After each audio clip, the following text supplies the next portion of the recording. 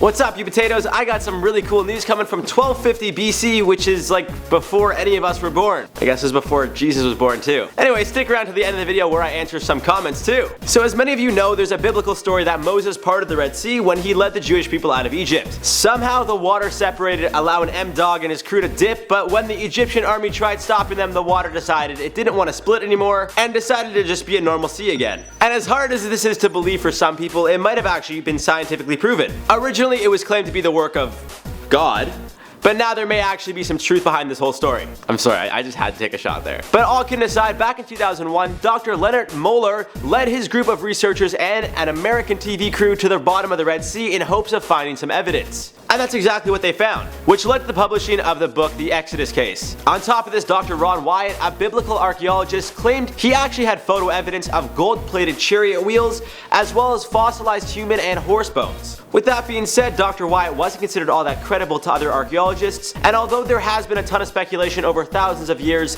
there may finally be some concrete proof that this miracle actually happened. And I will call it a miracle because if this claim turns out to be true, well, there really is no other word to describe it. According to Dr. Carl Drews, who is a lead author at the National Center for Atmospheric Research, it's possible that very strong winds parted the sea for a period of time before collapsing back to its normal state. In a statement released to the NCAR website, Dr. Drews was quoted saying, "The part of the waters can be understood through fluid dynamics. The wind moves the water in a way that's in accordance with physical laws, creating a safe passage with water on two sides and then abruptly allowing the water to rush back in." With this theory now in play, other researchers think that the story of the water party may have actually happened, but in a different area. There are claims that the crossing happened about 75 miles north of the Suez Reef and just south of the Mediterranean Sea. This area would be made up of a branch of the Nile River and a coastal lagoon which was previously known as the Lake of Tanis. According to the report on the NCAR website, using a computer simulation, scientists made quite the discovery. I quote, "They found that a wind of 63 miles an hour lasting for 12 hours would have pushed back waters estimated to be 6 feet deep. This would have exposed mud flats for 4 hours, creating a dry passage about 2 to 2.5 miles long and 3 miles wide. The water would be pushed back into both the lake and the channel of the river, creating barriers of water on both sides of newly exposed mud flats. And as soon as those winds stop, the water would immediately go back to how it normally rests." So although no one could for sure guarantee that the sea was or was not parted, it definitely makes for a good story. And I think these theories are much more believable than those who say it's the work of God. But again,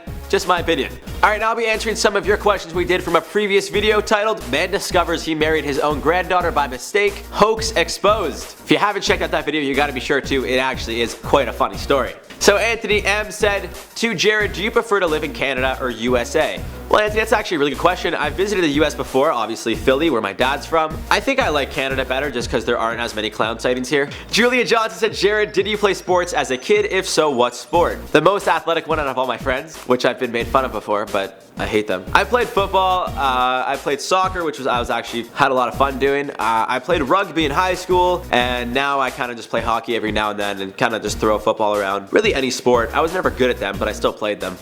Catrice Muriel said, "If you guys could ever have an exotic pet, what would it be?" That's a really good question. I think a tiger, just because I think a tiger would be sick. Just walk around and someone would be like, "Oh, what's that?" And I'd be like, "It's my fucking tiger." Anyways guys, that's all I have for this video. Hope you enjoyed it. Drop me a comment down below so I can answer it in the next video, and hopefully next time you guys see me, I won't sound like this because I won't be sick.